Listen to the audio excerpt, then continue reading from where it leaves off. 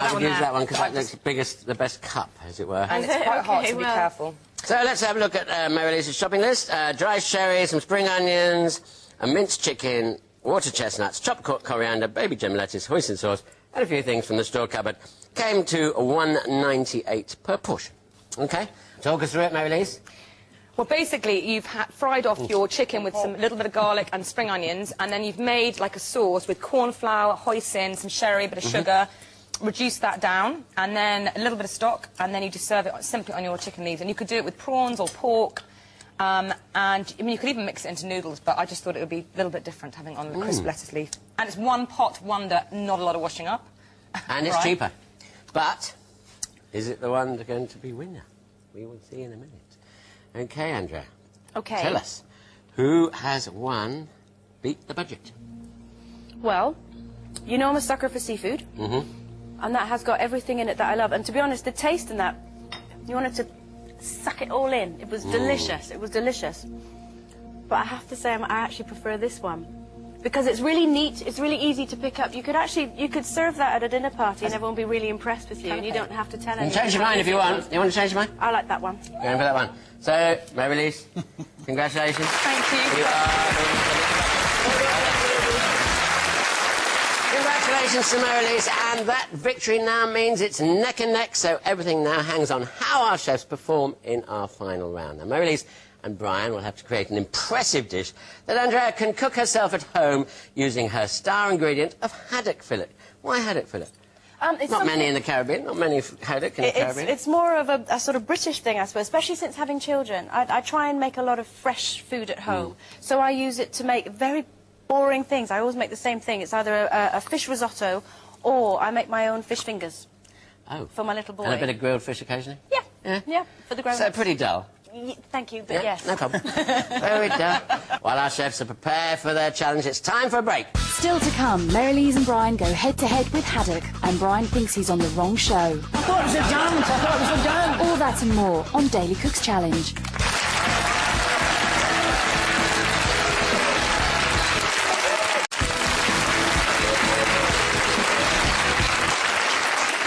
Welcome back to Daily Cook's Challenge, where two top chefs, Mary-Lisa Parker and Brian Turner, are battling it out in the kitchen to impress judge, GMTV and Loose Women presenter, Andrea McLean. Now, we've sent Andrea off to the green room because we need her to judge the next challenge without knowing who cooked what. Let's see what she thought of the food so far. The highlight for me definitely has been learning how to make jerk chicken, and I just want to be able to do it just as well as Anthony did, and then I'll be happy. Brian's seared scallops were wonderful, really wonderful. I'm a sucker for seafood, and I really do love scallops. And again, this is something that I want to learn to make myself. I really enjoyed Mary-Lisa's venison. It's not something I've ever tried before, but I'd give it a go again. It was good.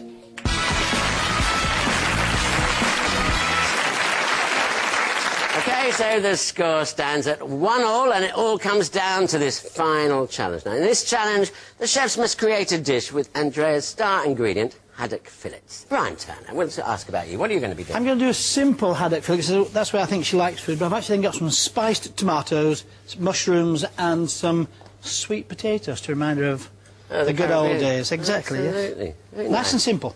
Nice and simple. Is yours simple, Mary-Lisa? What, simple with 4 pans? Now I've got a 1 again. Actually, 2. 2. Can you count? I'm doing an aromatic fish. It's going to be en papillote. It's so kind simple. In a paper bag, in other words. Exactly, in a paper bag. It's not difficult. With some rich tomato sauce, some clams, a bit of paprika, and then some griddled bread and a rocket salad. There's a bit of a glut of tomatoes today, don't you? Yeah, but mine was first, and you're just copying me, I think, Brian. You're right, because you're so good.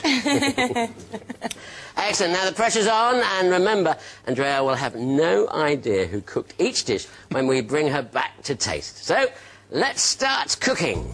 In you go. OK. OK, You don't look ready yet. Mr T looks far more organised. I've just got the pans on here. I'm just going to put a bit of flour on this... you got, obviously, it's a haddock fillet, yeah, and it's got skin on it, which I prefer, because it means it'll hold the whole thing together, except if it's deep-fried fish. A good fish, of course. Very similar to cod, in a way. And I would, exactly, and I would put a bit of butter in there, but we know Andrea doesn't take too much, so... Presentation oil, side, I'm using oil all the time. It's nice olive oil here. In with the winning chance, put that in there. It's 1-1. Well, who knows? I mean, a lady's making the judgment, so I've no idea. I hope Andrea's not listening. No, but it's a fact, isn't it? I pick can it up. understand how men work. I don't understand how women. Are you telling me you do? No. Well, fine. I'd be careful if I were you. Why do you think she might choose your dishes? Well, because I think the spicy tomato factor is one thing. Plus the fact the haddock is just very simply dealt with. I haven't seasoned it yet, but I will in a moment. So you had a little paprika, a little bit of cumin, and what was the third one over there? Turmeric. So just to give it a bit of colour. That's the tomatoes. And all we do is just give them that bit of extra flavour, so those can go in there. Let me turn that down. A little hot. I'll just a little bit warm. I've turned it off actually, so I'll just put that in there as well. So you don't want to overdo this, but just give that a little bit of. Now, if you cook them too hot, the spices will go all bitter. That's right. So what you do now is, as soon as you've got them in there colouring, just turn it over. That little blackened bit is, you know, it's part of the fun. That's grand there. We call that caramelised in the tray, don't we? Listen, they have blackened cod, they have blackened fish. That's the southern states of America, though, Brian. Well, excuse me, they look overlooking the Caribbean, aren't they? What's the matter with you? Hey. Dear me. Oh, so on papillote, do you think she's going to do that at home? Well, look, it's not exactly difficult. Look. Well, I'd like to see. I was never good at origami myself, so I find folding things a bit tricky. And I've got one of my favourite ingredients in the whole world. Oh, a little bit of clams and I put some paprika. It went into my tomato sauce. I'm going to sprinkle a bit over the top. Why do you think this dish might sort of win her affections? Well, I think it's posh but easy. I think it just is easy to do, and I think very versatile, great for dinner party, also for the kids. I've got some sherry again here because we're being Spanish. Little drizzle of that over the top. I mean, if I haven't got sherry, what, splash of white wine or something? Yes, absolutely. Or you could just leave it out altogether. A little bit of olive oil. Then I'm going to have a bit some of moisture to steam it. You need some moisture. We got the tomato moisture, of course. Yeah, and then you've got some salt and pepper, and then just a pinch of the paprika over the top like that. Okay, you've salted it as well. I have salted it as well. Not too much because the clams are quite salty. Just wipe my hands. And then you just need to. All you need to ensure, it doesn't matter how messy it looks. I'm not bothered about the aesthetics of this particularly. Am I bothered? Am I bothered? Am I bothered? We're all comedians today, aren't we?